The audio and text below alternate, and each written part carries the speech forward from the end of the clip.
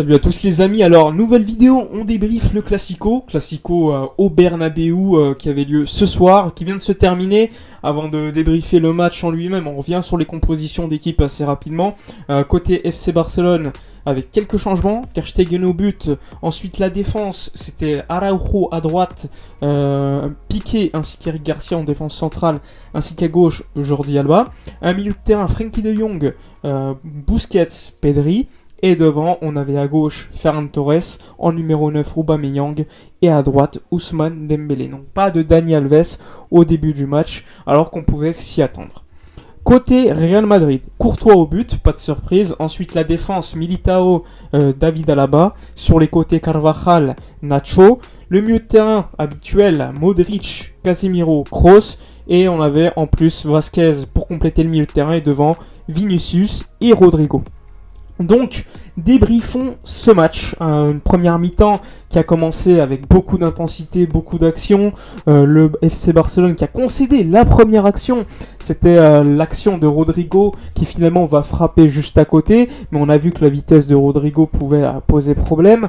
Ensuite, la seconde action est encore côté madrilène. Avec encore une fois une action où Militao, avec une passe, casse les lignes pour Vinicius qui va la remettre à Valverde. Il y aura un gros arrêt quand même de Marc-André Ter Stegen. La frappe était largement cadrée.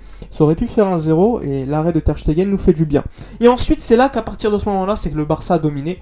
Le Barça au bout de la 15e minute de jeu, a eu largement le ballon. On s'est promené en première mi-temps de manière générale. On a vu pas mal d'occasions.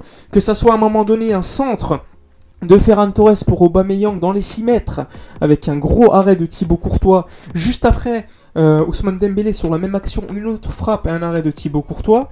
Donc là, on a réagi, on se dit bon, le Barça est de retour dans le match, on contrôle le tempo du match. Et là, moi ce que j'ai trouvé vraiment frappant, c'était à mon avis ce qui était travaillé, c'était Eric Garcia qui systématiquement trouvait comme homme libre au milieu de terrain Frenkie de Jong. Parce que Modric et Kroos essayaient de presser. Et quand tu as un mec comme Eric Garcia qui a un bon pied et un Frenkie de Jong qui sait où se placer, systématiquement leur pressing ne servait à rien. Tout le temps Frenkie de Jong était tout seul. Et systématiquement c'est ce qu'on faisait. Et ensuite on décalait vers Dembélé. Et d'ailleurs c'est comme ça qu'arrive le premier but. Le premier but c'est Dembélé qui fait un centre pour une tête d'Aubameyang à bout portant. Ça fait 1-0 au Bernabéu et c'est largement mérité. On entendait olé olé venant des tribunes tellement on maîtrisait le ballon. On a vu une équipe du Real Madrid en défense, mais vraiment pas bonne. Thibaut Courtois a quand même sauvé pas mal de fois son équipe. On a vu un Pedri très élégant, un Pedri à un moment donné qui te fait une petite louche pour Ferran Torres. Il y a un retour de Casemiro. Mais on va les tuer juste après avec encore une fois une action juste avant quand même du Real avec un Vinicius qui peut égaliser. C'est peut-être le tournant de la première mi-temps, mais qui glisse juste avant que Ter Stegen l'arrête. Pas de pénalty logique. Et ensuite, sur l'action suivante, corner pour le Barça et le coup de casque de Ronald Araujo tout seul, David Alaba l'ayant oublié. Ça fait 2-0, 2 passes décisives pour Ousmane Dembélé. Un grand match. On voyait un milieu de terrain largement dominant, un Busquets, un Piqué très en forme, un Piqué qui parfois même prenait le ballon et gagnait des mètres pour casser le pressing madrilène. On a vu également Busquets très en forme, que ce soit au pressing. On a fait quelques fautes, on a pris des cartons jaunes pour casser les contre-attaques du Real Madrid, mais bon, c'était des fautes, on va dire, plus ou moins intelligentes. Sinon, il y avait une grande maîtrise. On a vu un Dembélé décisif, même si parfois les passes assez simples, toujours problématique. On a vu un Araujo globalement très solide face à Vinicius. On n'a pas vu Rodrigo. On a vu un Eric Garcia très très propre défensivement et à la relance.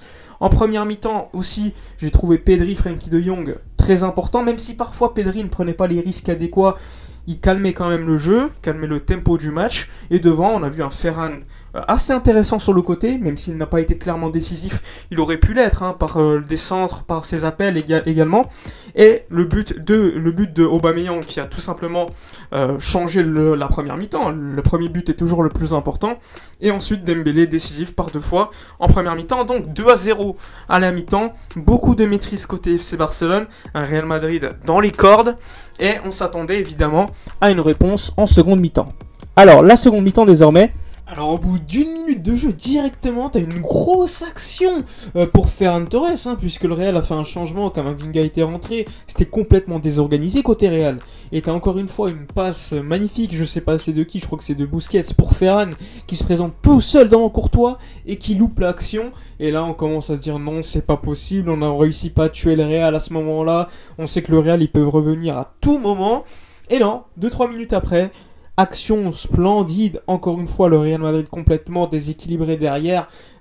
Frenkie de Jong, Aubameyang, Dembélé sont sur l'action. La talonnade d'Aubameyang pour Ferran Torres qui va cette fois-ci tuer Thibaut Courtois. Ça va faire 3-0 au bout de 50 minutes de jeu. C'est la balade au Bernabeu, le Barça se balade, s'amuse.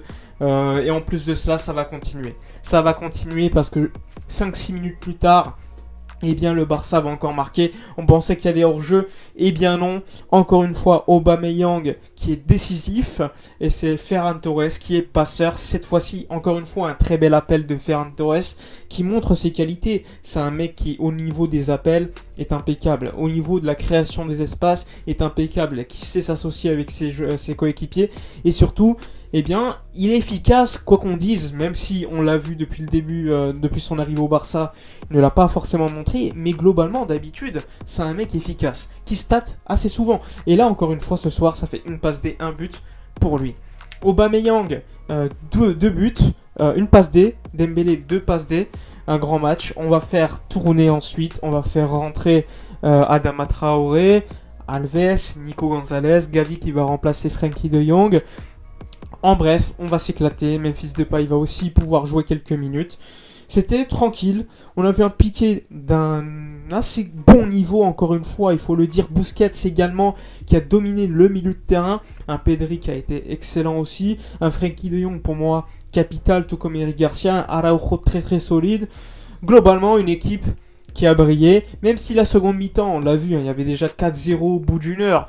S'est mis tranquillement en mode tranquillité. Même si Aubameyang aurait pu mettre un triplé et mettre le 5-0, on a quand même on a ralenti quand même. Parce qu'on se disait, bon, le score est fait. Même si normalement tu dois toujours tuer l'adversaire, chercher. Là, le Barça n'a pas voulu le faire. Mais ça fait quand même 4-0 au Bernabeu. Et encore une fois, une grosse prestation de l'équipe de Xavi contre une grosse équipe, hein, il faut le dire.